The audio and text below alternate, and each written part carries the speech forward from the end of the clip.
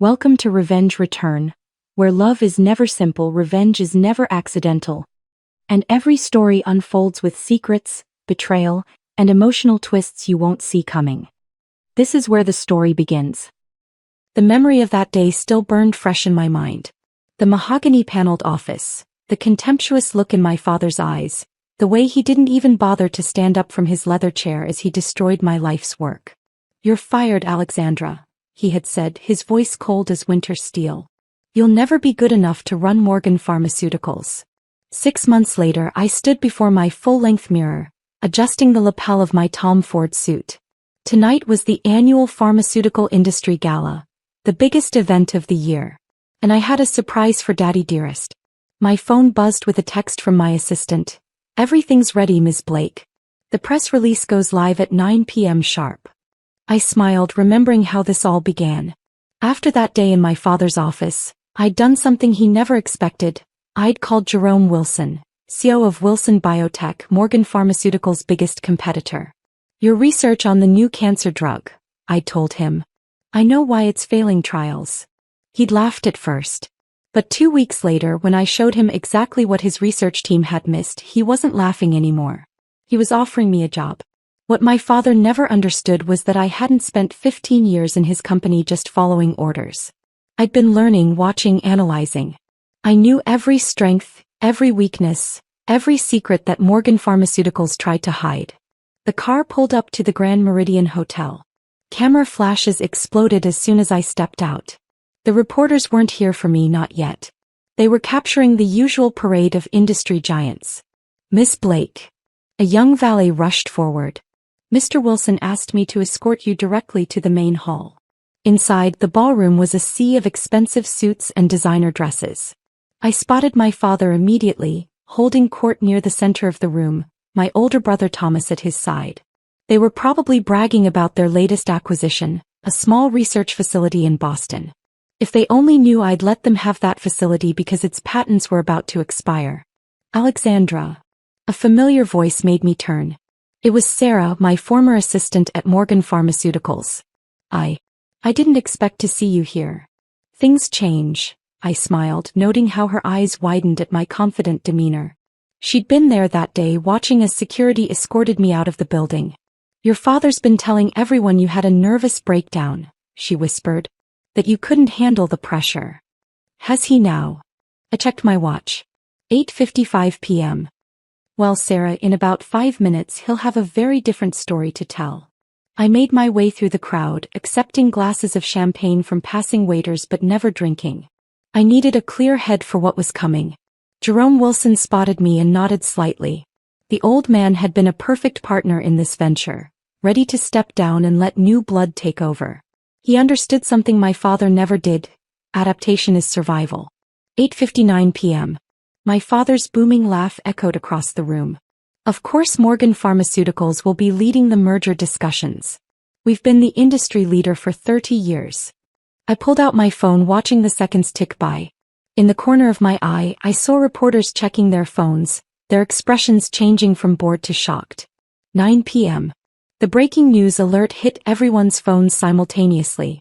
The headline read, "Wilson Biotech announces new CEO, Alexandra Blake to lead $12 billion company."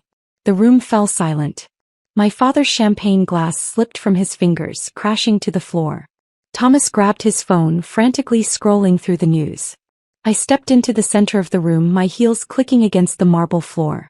Every head turned, every eye fixed on me. "Good evening, everyone," I said, my voice carrying clearly through the stunned silence. "I believe some introductions are in order." The silence in the ballroom was electric. My father's face had drained of all color, while Thomas kept looking between his phone and me as if he couldn't quite process what he was seeing. "Alexandra," my father finally managed, his voice hoarse. "What is the meaning of this?" Before I could answer, Jerome Wilson stepped forward, placing a paternal hand on my shoulder. "Allow me to make this official," he announced to the room. "As of today, I'm stepping down as CEO of Wilson Biotech. Alexandra Blake will be taking full control of operations, effective immediately." The room erupted in whispers. Phones were frantically recording every moment, every reaction. I could practically see the social media posts writing themselves. "This is impossible," Thomas sputtered. "She's been gone for 6 months. She can't possibly." "Can't possibly what, brother?" I cut in smoothly. "Can't possibly understand the industry? Can't possibly lead a major corporation?" I pulled out my tablet. "Shall we discuss the R37 project?" Thomas's face went white. The R37 project was Morgan Pharmaceuticals' secret weapon, a revolutionary arthritis drug they'd been developing. "How do you know about?" He started. "About how the latest trials showed liver complications?" I finished for him. "Or about how you've been hiding those results from the FDA?" My father stepped forward, his business mask firmly in place. "Alexandra, whatever game you're playing." "This is no game," Jerome interrupted. "Your daughter has revolutionized our research department in just 6 months. The cancer drug we were struggling with, she solved it in 2 weeks."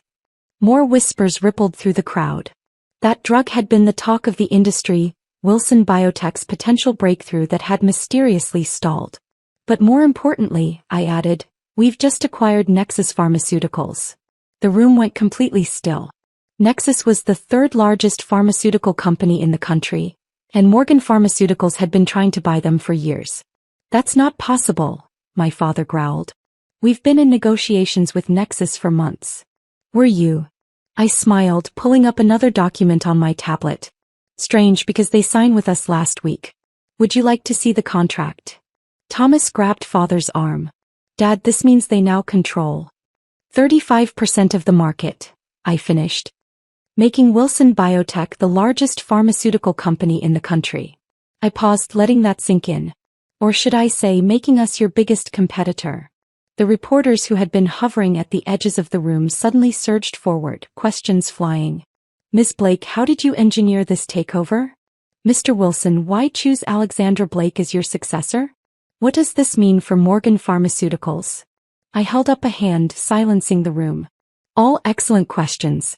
But first, I believe my father was just telling everyone about leading merger discussions. I turned to face him directly.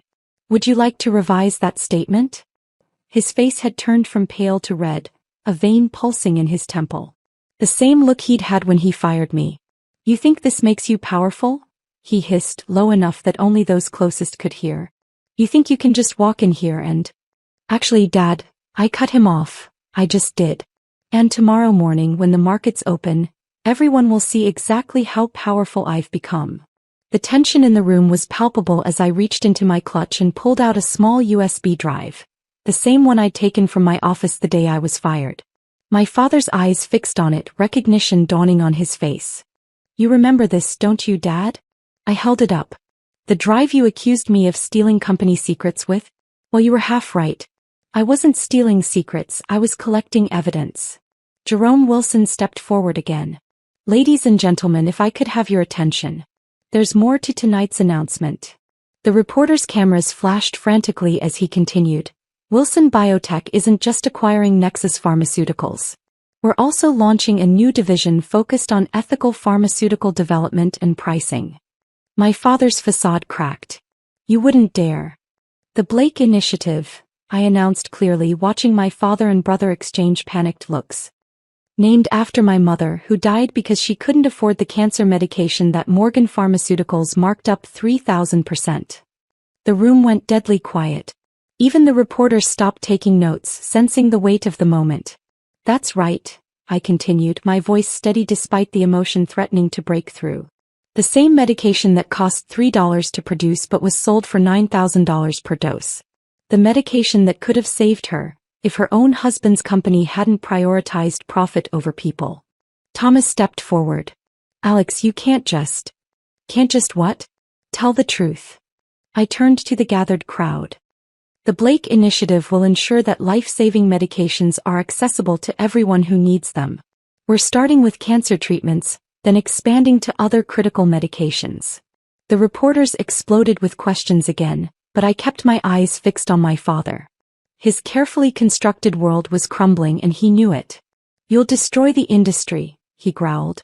"No, Dad. I'm going to fix it." I nodded to Jerome, who pressed a button on his phone. The large screens around the ballroom came to life, displaying internal Morgan Pharmaceuticals documents, pricing strategies, hidden trial results, buried safety reports. Everything on these screens has already been sent to the FDA and ICE, I announced, along with detailed documentation of every illegal markup, every hidden trial failure, every suppressed safety concern for the past decade. My father lunged forward, but my security, stepped between us. You ungrateful little. Careful, Dad, I cut him off. The cameras are rolling and your shareholders are watching. As if on cue, his phone began ringing. Mine too. And Thomas's. The news was spreading and the market was already reacting in after-hours trading. Miss Blake, a reporter called out. What do you say to those who claim this is just revenge? I smiled, straightening my jacket. This isn't about revenge. It's about responsibility. About doing what's right. Something I learned not from my father but from my mother. I turned back to my father, who looked suddenly old and defeated. You were right about one thing, Dad. I wasn't good enough to run Morgan Pharmaceuticals. I was better. The room erupted in chaos as more phones started ringing. Morgan Pharmaceuticals stock was plummeting. Wilson Biotech's was soaring. And somewhere I knew my mother was smiling. Now, if you'll excuse me, I addressed the room, I have a company to run. And lives to save. As I walked toward the exit, flanked by my executive team, I heard Jerome addressing the press. The Blake Initiative will launch next month. We expect it to revolutionize the industry. I paused at the door, looking back one last time. My father stood alone in the center of the room, his empire crumbling around him. Thomas was already on the phone, probably with their lawyers. But I wasn't worried. I had something they never did, a purpose beyond profit. My phone buzzed with a message from my assistant. Your mother's foundation is ready to launch alongside the initiative. I smiled, stepping into the cool night air. Sometimes the best revenge isn't destroying your enemies. It's becoming everything they said you couldn't be and then using that power to help others. As my car pulled up, I heard one last question from a reporter. Ms. Blake, what's your message to young women in the industry? I turned, knowing my answer would make headlines tomorrow. Never let anyone tell you you're not good enough. And when they try to stop you, don't get even, get better. The car door closed behind me, shutting out the chaos. Tomorrow the real work would begin. But tonight I had finally proven what I'd known all along.